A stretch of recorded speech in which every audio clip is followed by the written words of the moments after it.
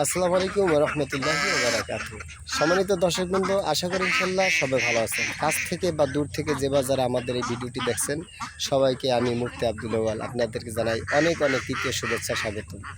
বন্ধুরা, আপনাদের কাছে অনেক প্রশ্ন, অনেক ঘুরপাক যে এই পোশাক পরে কেন আপনারা এটা কি শুরু করেছেন, অনেক অনেক রকমের মন্তব্য করেন যে ছি, খুব খারাপ লাগে, আজকে হুজুরা শুরু করলো কি, ঠিক না? কিন্তু আমি ওই সমস্ত ব্যক্তিদেরকে ধিক্কার জানাই, ওই সমস্ত ব্যক্তিদেরকে যারা চেয়ারের পর পা তুলে শুধু হারাম আর ঘুষ খায়, হারামের পর হারাম খেয়ে খেয়ে নিজেদের পেটটাকে মোটা তরতাজা করতেছেন। জেনে রাখবেন, আপনার ওই পেট সম্পর্কে জিজ্ঞাসিত করা হবে, সুদ ঘুষ সম্পর্কে জিজ্ঞাসিত করা হবে। আমরা যারা হুজুর রয়েছি, আমরা ইমামতি করে খাই হালাল পথে, হারাম পথে নয় একেরাও, সম্পূর্ণ হালাল পথে খাই। আমাদের হিসাব নিকাশ অন্ততপক্ষে ওভাবে হবে না। আপনাদের হিসাব নিকাশ বাধ্যতামূলকভাবে যারা সরকারি চেয়ারে বসে পার উপর পা উঠে আপনার জনগণের টাকাকে আত্মসাৎ করে খান, এরপরে জনগণের হক নষ্ট করে দিয়েছে সরকারের পক্ষ থেকে, দেখা গেছে কিছু খাম্বা দিয়েছে, আপনার কিছু টয়লেট, আপনারা তাও চিবিয়ে তা খেয়ে ফেলেন। সুতরাং আপনাদেরটা বাধ্যতামূলক কড়ায় গন্ডায় গন্ডায় হিসাব হবে, আমাদের নয়। আমরা বরং হকের পথে ডাকি, সত্যের পথে আমরা ডাকি। আপনারা আসেন না, বুঝাও বোঝেন, এটা আপনাদের ভুল। আমরা বলি ফারিকুন ফিল জান্নাত ফারিকুন ফিস সাঈর। হ্যাঁ, সত্য আর আপনার মিথ্যা এটা আমরা জাস্টিফাই করে চলি এবং আপনাদেরকেও ডাকি। হ্যাঁ, কিন্তু আপনারা তা শুনছেন না, আপনারা ব্যতিক্রম শুনছেন, এতে আমাদের কিছু করেনি। আমরা যারা মোল্লা মৌলবী রয়েছি, আপনারা যে ভাষায় বলেন না কেন, মোল্লার মসজিদ পর্যন্ত দৌড়, মোল্লার দৌড় মসজিদ পর্যন্ত। আপনাকে ধন্যবাদ, আপনি এটা বলেছেন যে আমাদের দৌড় মসজিদ পর্যন্ত। আপনি তো এটা বললেন ভাই, আমাদের দৌড় সিনেমা হল পর্যন্ত, আমাদের দৌড় সুদ ঘুষ পর্যন্ত, আমাদের দৌড় নাচ গান পর্যন্ত, আমাদের দৌড় হারমোনিয়াম, ঢোল, তবলা ইত্যাদি পর্যন্ত। এগুলি তো বলেন নেই, জন্য আপনাকে অনেক ধন্যবাদ। আমাদের দৌড় মসজিদ পর্যন্ত, শুকরিয়া, আলহামদুলিল্লাহ। কিন্তু আপনার দৌড় কোন পর্যন্ত বলেন? আপনার দৌড় নাচ গান পর্যন্ত, আপনার দৌড় মেয়েলি কেলেঙ্কারি পর্যন্ত, আপনার দৌড় রয়েছে দেখা গেছে আপনার আত্মসাৎ পর্যন্ত, আপনার দৌড় রয়েছে আপনার জাহান্নাম পর্যন্ত। এটাই স্বাভাবিক। জেনে রাখবেন, ইনশাল্লাহ এমন একটা সময় আসবে, সেই সময়টা আপনাকে অনেক কাঁদাবে, অনেক ভাবিয়ে দেবে, অনেক ভেবে আপনারা কল্পনা করতে পারবেন না। সুতরাং বারবার করে বলছে, আসুন দিনের পথে আসুন, দিনের পথে থেকেই আল্লাহ সুবহানাহু ওয়া তাআলাকে চেনেন। তা নাহলে এমন একটা সময় আসবে, আজরাইলে খাবা আপনাকে কেউ এই পৃথিবীতে রাখতে পারবে না। কত ভাই, কত বোন পৃথিবীতে আসলো, কত কোটিপতি আসলো, সবাই একই পথে প্রতীক হয়ে চলে গেছে। ঠিক আপনাকেও আমাকেও একই পথে প্রতীক হয়ে যেতে হবে। সুতরাং সেই পথের প্রতীক হব ঠিকই, কিন্তু মূলত সময় থাকতে জীবনে মূল্যায়ন করলাম না, জীবন দাম দিলাম না, এটাই বড় আফসোস, এটাই বড় পরিতাপের বিষয়। এখনও সময় আছে, আসুন সরল সঠিক পূর্ণপন্থে আমরা চলে আসি। তো যাই হোক বন্ধুরা, আজকে ওয়াজ নয়, আজকে আমি হাঁস সম্পর্কে যদি ভিডিও বানাইতেছি, সুতরাং হাঁস সম্পর্কে কিছু প্রশ্ন। তার আগে আমাকে যে প্রশ্নগুলো আপনারা করেছিলেন ইতিপূর্বে ভিডিওতে, হুজুর আপনি কেন এ পথ বেছে নিলেন, সেটা আমি আপনাদেরকে বলছি। আসলে প্রকৃতপক্ষে আমি এটা পথ বেছে নেওয়ার অনেক কারণ আছে, অনেক কারণে এই ভিডিওতে শেষ করা যাবে না, তবে এতটুকু বলি। মূলত এইটার ভিতরে আপনার আসার কারণ হলো, আসলেই মানুষ আশরাফুল মাখলুকাত কুনতুম খায়রা উম্মাতিন উখরিজাত লিন-নাস তা'মুরুনা বিল মারুফ ওয়া তানহাউনা আনিল মুনকার। আল্লাহ সুবহানাহু ওয়া তাআলা সমস্ত মাখলুকাতের মধ্য থেকে শ্রেষ্ঠ জাতি মাখলুকাত হিসাবে মানব জাতিকে সৃষ্টি করেছেন। কিন্তু সেই মানব জাতি যদি আপনার নিকৃষ্ট হয়, চতুষ্পদ প্রাণীর চেয়ে নিকৃষ্ট হয়, তখন তাদেরকে বলা হয়েছে উলাইকা কাল আনআম বাল হুম আদাল। অর্থাৎ কিছু মানুষ রয়েছে যারা চতুষ্পদ প্রাণী, শূকর, কুত্তা, বিড়াল ইত্যাদির চেয়ে নিকৃষ্ট, নাউজুবিল্লাহ। তাহলে এই আশরাফুল মাখলুকাত হিসেবে মানুষ হইয়া আমরা আজকে গালিগালাজ শুনছি। মাওলানা পাক নিজে বলেছেন যে তারা চতুষ্পদ প্রাণীর চেয়ে নিকৃষ্ট, কুকুর, শুয়োর, জানোয়ারের চেয়ে নিকৃষ্ট তারা। তাহলে এরকম মানুষের লাভটা হলো কি?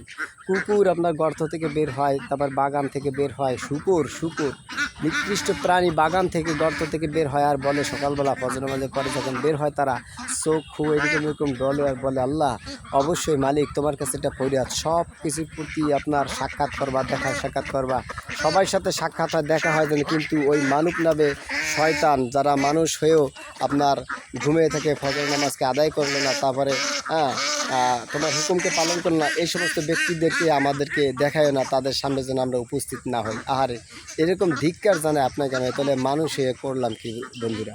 যাই হোক, সেই মানুষের কথাই বলতেছিলাম। তো সেই মানুষের সাথে প্রেম প্রীতি ভালোবাসা রাখতে গিয়ে আমার জীবনটা তছনছ তেজপাতা, স্পষ্ট কথা।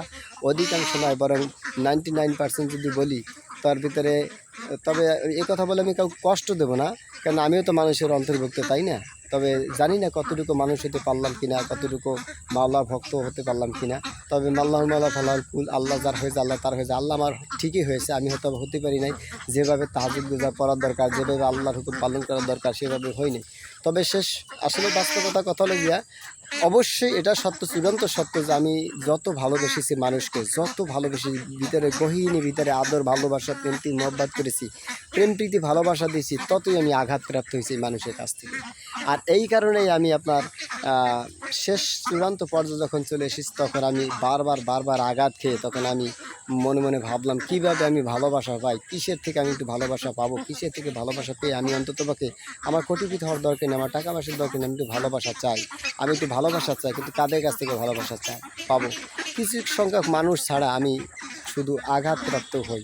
শেষ পর্যায়ে আমি তৃতীয় রমজান যখন আসি, তখন একটা আঘাত যা পাই, যা আমি ভাবতেও পারি না। আমার লাইফের ভিতরে, জীবনের ভিতরে যতটুকু ভালোবাসা নিয়েছিলাম, অর্থাৎ স্টুডিও বলরব শিল্পগোষ্ঠী, এরপরে দেখা গেছে আপনার মাদ্রাসাতুল মারিনা চ্যানেল, তারপর অন্য চ্যানেল যা কিছু ছিল, 4-5টা চ্যানেল একসাথে ছিল, সব আপনার এই মানব নামে আপনার শয়তান কুলাঙ্গার, এই বেহায়াপনার তাণ্ডব যারা আছে, তাদের মধ্যে থেকে হ্যাকার নামক যে শয়তান মানব আছে, তারা আমার চ্যানেলগুলি হ্যাক করে নিয়ে গেল একদম বিনা কারণে, বিনা দোষে। বলতে পারেন না, বিনা কারণে বিনা দোষে করে নিতে পারেন, অবশ্যই আপনার হয়তো অন্যায় ছিল, হতে পারে, কিন্তু আমি এই কথাগুলি এভাবে বলবো, আমি আপনাদের দোয়ায়, আপনারা বলেন কারি হাফেজ মাওলানা মুফতি আবদুল্লাহ ওয়াল, আমাকে এরকম আপনারা বলেন, এর উপযুক্ত আমি কতটুকু হয়েছি না হয়েছে জানি না। তবে আমি এমন কোনো আঘাত কোনো ব্যক্তিকে, কোনো প্রাণীকে আমার জানা অন্তে আমি কাউকে দিই নাই যে আমাকে এত বড় পরীক্ষার সম্মুখীন হতে হবে। তবে এটাও সত্য কথা, কোরআনুল কারীমের ভিতরে বলা হয়েছে জহরাল ফাসাদু ফিল বাররি ওয়াল বাহরি বিমা কাসাবাত আইদিন নাস।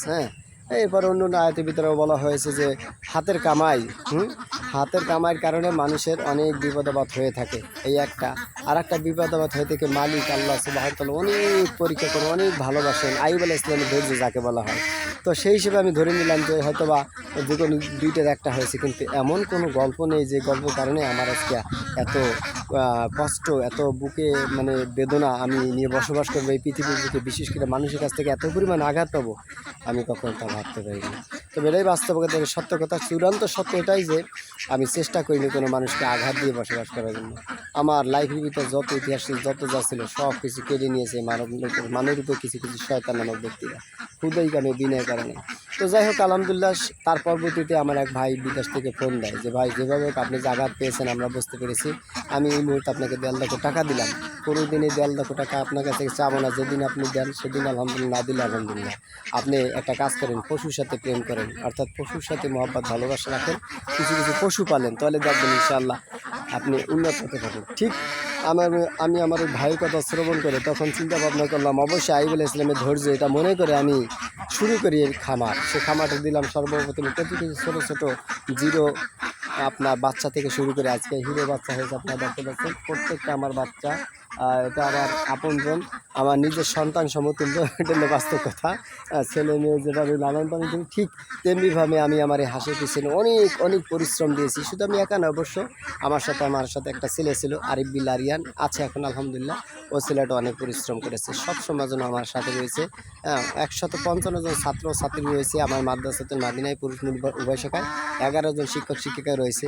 তো মোটামুটি আর কি যে কোনো চক্রান্ত করে এই মানব জাতির শয়তানদের কারণেই আমি এলাকায় আসছিলাম ভালো একটা মাদ্রাসা দেওয়ার জন্য। অনেক জায়গায় গবরের ভিতরে পদ্মফুল ফুটিয়েছিলাম, কিন্তু যত জায়গায় গবরের ভিতরে পদ্মফুল ফুটে নেই কেন, মালিক আমাকে সে স্থান থেকে অন্যত্র নিয়ে গেছেন। দেখা গেছে 1 বছর কেন রয়েছি, এটি 100 আপনার উদাহরণস্বরূপ, উদাহরণ না, বাস্তবতা যেটা, সেটা হলে যে আমি 5 জন 7 জন কেন ছাত্র পেয়েছি ওই মাদ্রাসায়, সে স্থানে আপনার দেখা গেছে 100-150 ছাত্র বানাইছি, ঘর বাড়ি ছিল না, সব তৈরি করেছি, বিল্ডিং ছিল না, তৈরি করেছি, কিন্তু দেখা গেছে হঠাৎ করে তা সব খেয়ে তারপরে আমাকে মালিক স্বপ্ন দেখান যে এদিকে চলে যাও। আমি অন্য স্থানে চলে গিয়েছি, অন্য জায়গায় যাই আপনার সেই আবার মাদ্রাসা গঠন করেছি। পরিশেষে আমি এলাকায় আসছিলাম সুন্দর একটা মাদ্রাসা দেওয়ার জন্য, কিন্তু এই স্থানে মানুষ ভুল বোঝে, বিভিন্ন ক্রিয়া প্রতিক্রিয়া বুঝে তারা মাদ্রাসা চায় না, অথচ মাদ্রাসা মানুষ দিতে মানে দেবার জন্য কত জীবন মাল যান মাল ইত্যাদি সব কিছু দেয়, তারপর মাদ্রাসা গঠন করতে পারে না। হ্যাঁ, কিন্তু আমি নিজে পায়ে দাঁড়িয়ে লক্ষ লক্ষ টাকা খরচ করলাম নিজের আপনার এলাকায়, কিন্তু এলাকার মানুষের মন পাইলাম না। এই বড় একটা কষ্ট। সব শেষে দেখলাম ইমামতি করি আর হালকা পাতলা যেভাবে হোক আবার আমি চালু রাখবো, আবারও ধরবো। একদিন হতে পারে এই মানব জাতি, এই মানুষ জাতি একদিনকে আবার তারা ভুল বুঝে মোহাম্মদের কাছে আবার আসতে পারে। তাই মনে করে আমি আবারও স্টার্ট করলাম। এখন মোটামুটি 12 জন 13 জন ছাত্র আপনার আছে, পাশাপাশি আপনার মহিলা শাখা কম বেশি আছে, অনলাইন ভিত্তিক আলহামদুলিল্লাহ কিছুটা ক্লাস চলে। আর এই পাশাপাশি আমি হাঁসগুলো আপনার পালি। তো যে কথা বললাম, ওই বন্ধু যখন 1.5 লক্ষ টাকা দিল, তখন আমি আপনার 3.5% বাপদাদার সম্পত্তি এটাকে আমি বিক্রি করে দিই। বিক্রি করে দেওয়ার পরবর্তীতে ওই 3.5% জায়গা ভিতরে যা পাই আর ওই 1.5 লাখ টাকা এটা মিশ্রণ করে আলহামদুলিল্লাহ আমি এই খাবারের ব্যবস্থাপনা করি। তার ভিতরে আলহামদুলিল্লাহ আমার এই হাঁসগুলি আসলে আমি কথা বলি যে বিক্রি করব, অনেকে মানুষ বলে, তাই মানুষের কথায় পরে আমি বিক্রি করি। সেদিনকে অবশ্য 2টি হাঁস এক ব্যক্তি ধরছে, শুধু বিক্রি মানে নেবার উদ্দেশ্যে আপনার 2টি হাঁস ধরেছে, যে 2টি হাঁসে নিবে, নিয়ে জব করবে, খাবে। কেমন যেন আমার গলায় ছুরি মারলো আগে, কেমন যেন আমার গলায় ছুরি মেরেছে, আমার সন্তান দুটোকে মেরে ফেলেছে, জব করে দিয়েছে। এটা আমার কাছে মনে হলো। আমার আবদুল্লাহ, ফজল, আব্দুর রহমান 3টি সন্তান, মনে হলো কি এই সন্তানদের মধ্যে থেকে 2টা সন্তানকে জব করে দিয়েছে। এত খারাপ লেগেছে, সাথে সাথে আমি মত পাল্টে ফেলেছি যে না, বিক্রি করা যাবে না, যদি চলে যায় মরে যায় আলহামদুলিল্লাহ, মালিক নিয়ে যাবে, সমস্যা নেই, কিন্তু আমার এই কলিজা টুকরা এগুলো আমি বিক্রি করবো না, কোনো দিন বিক্রি করবো না ইনশাল্লাহ। আমি টার্গেট করেছি বন্ধুরা, এখন থেকে আমি মন পাল্টে নিলাম ইনশাল্লাহ।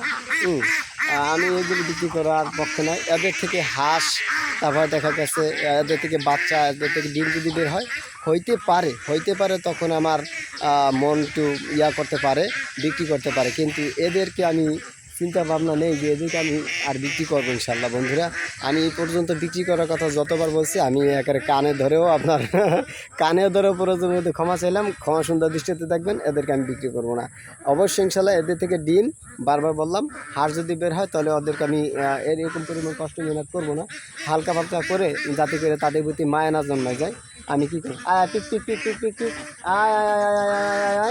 আয় টিক টিক টিক, দেখছেন ডাক দিলে ভাই কেমন করে চলে আসে। হ্যাঁ,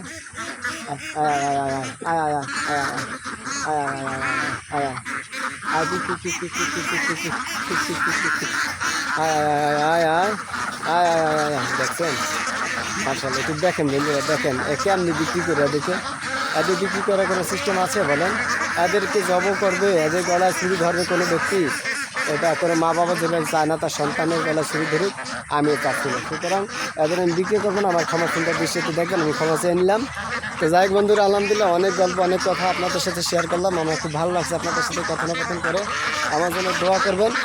আর আমি কিছু টিপস আপনাদের দিই, এত সুন্দর করে আমি কীভাবে লালন পালন করলাম, এর এত সুন্দর কীভাবে হলো দেখুন। প্রত্যেকটা হাঁস আমার দেখেন, আমি একটু দেখাচ্ছি আপনাদেরকে, দেখেন প্রত্যেকটা হাঁস আমার কত ফাইন। মাশাআল্লাহ বলবেন, একটু মাশাআল্লাহ বলবেন। এরা আমার সন্তান সমতুল্য ডাইরেক্টলি। হ্যাঁ, আমার ফজল, আমার আব্দুল, আমার আব্দুর রহমান, এরকম মানে সন্তান সমতুল্য আমার। এদেরকে আমি বিক্রি করে দেবো, এত সোজা কথা। আমি সব উদ্যোগ করে নিলাম বন্ধুরা, কোনোদিন আমি এদেরকে বিক্রি করবো না। এরা যদি চলে যায় মালিকের ডাকে সাড়া দিয়ে, সেটা ভিন্ন কথা। ইনশাআল্লাহ আমি এদেরকে বিক্রি করতে রাজি নাই, ইনশাআল্লাহ বিক্রি করবো না। আপনারা পিছনে যে ভিডিওগুলো আছে ডিলিট করা যায় না অবশ্য, কেননা ওটার ভিতরে অনেক অস্টাইম হয়ে গেছে। এই জন্য ডিলিট করলাম না। তবে এটার ভিতরে বললাম আমি হাঁসগুলি বিক্রি করবো না। অবশ্যই এদের থেকে যে সাফন আসবে, ডিম আসবে, আপনারা দাবি করতে পারেন ইনশাআল্লাহ। ওটার ভিতরে মহব্বত না জানানোর আমি ইনশাআল্লাহ সেল দিয়ে দেবো।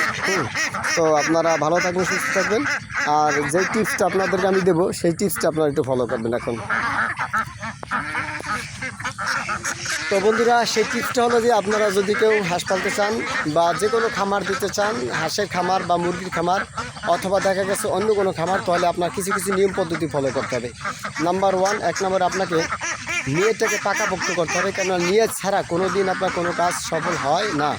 1 নম্বর নিয়তকে আপনার খুলুসিয়ত করতে হবে, স্থির করতে হবে যে আমি কী করব, নিয়তে খুলুসিয়ত করতে হবে। 2 নম্বরে যেটা, সেটা হচ্ছে আপনাকে অনেক টাকা পয়সার মালিক হতে হবে, অনেক টাকা পয়সা নিয়ে আপনাকে নামতে হবে।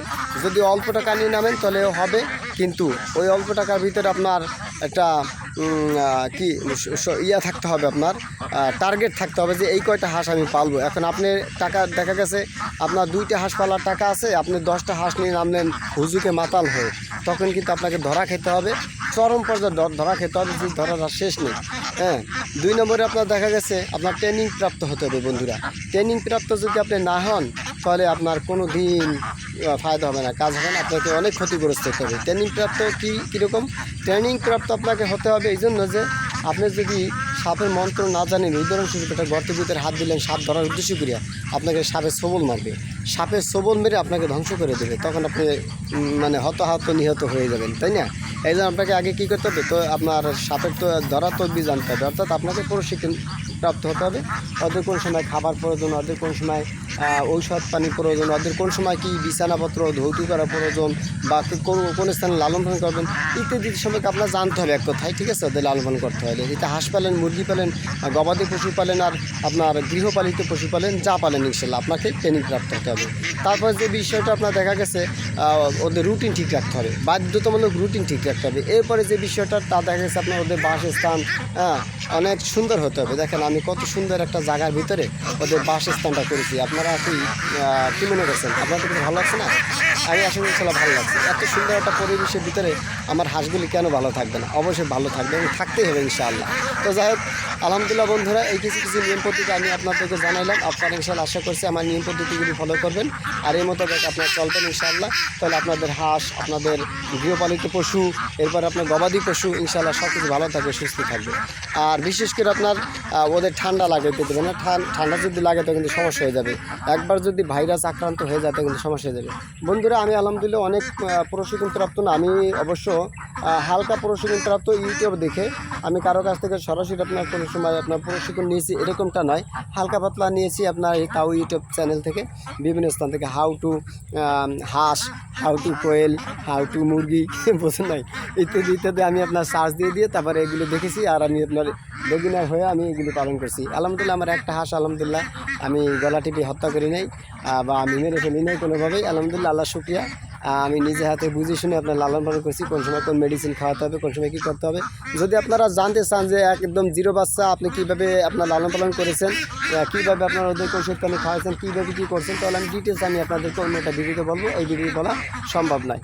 হ্যাঁ, তো যাই হোক বন্ধুরা, আলহামদুলিল্লাহ আমি আপনাদের কাছে যে কথাগুলো বলে শেষ করবো, আমি অবশ্যই আপনার কোয়েল পাখিও বলেছি।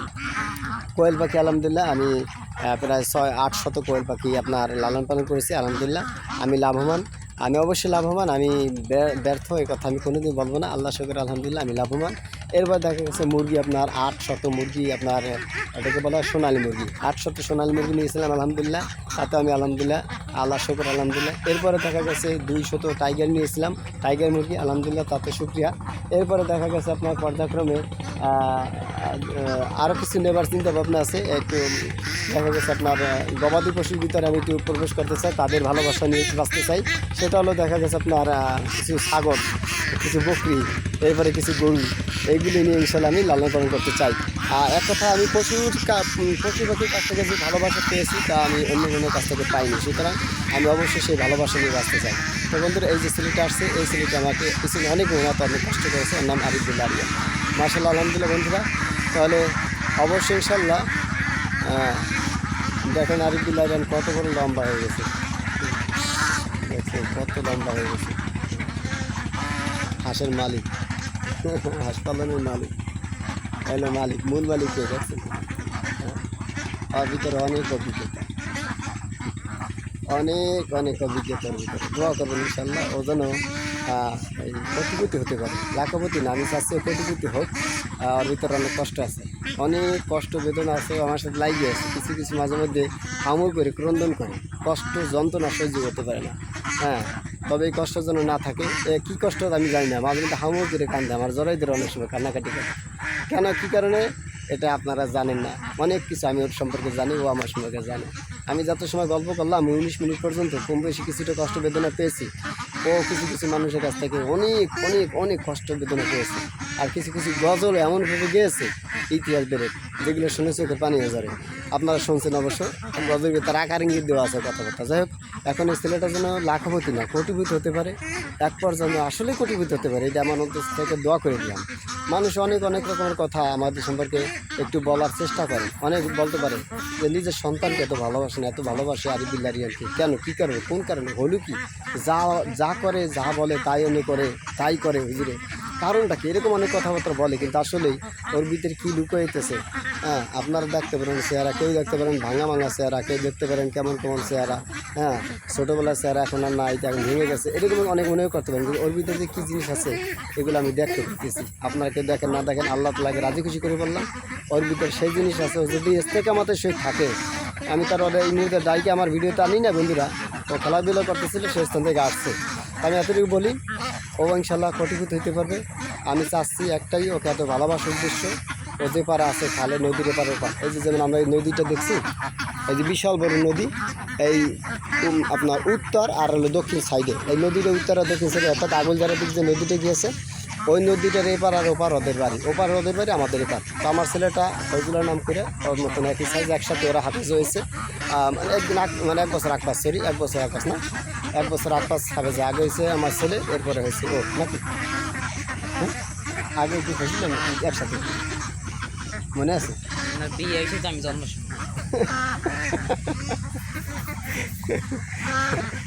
কি বলি কথাটা, হ্যাঁ আপনার বিয়ে হয়েছে তো আমার জন্ম সময়।